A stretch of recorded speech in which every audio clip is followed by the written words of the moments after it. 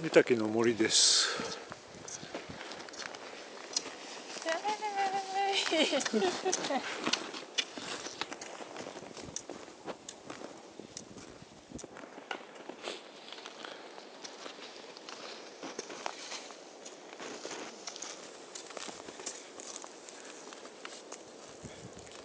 広い水菜の森が広がって、いつ来ても気持ちがいいところです。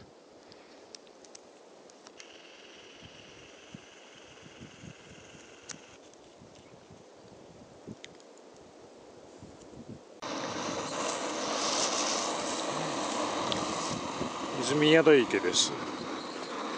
それからランチ。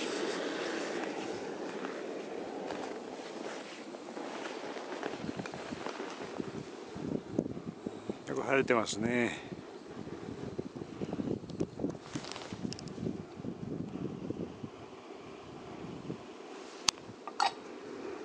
こっちショートカットダメなんだよね、こうやってまっすぐ。湿原の保護で入っちゃいけません。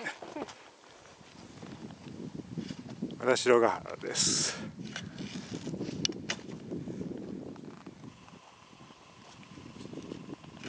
貴婦人の木ですね。はい、いいよ。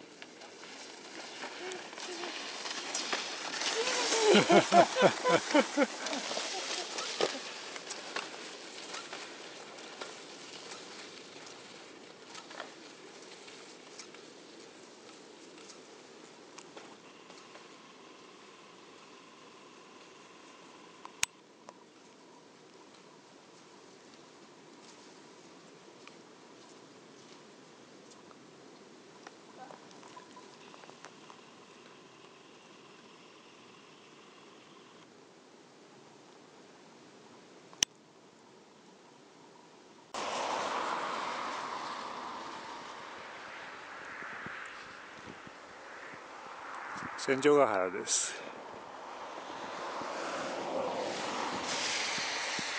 やっぱり広いですね。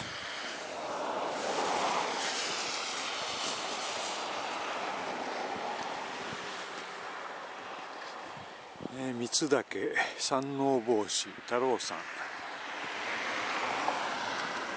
小眼大眼男体山。いい天気です。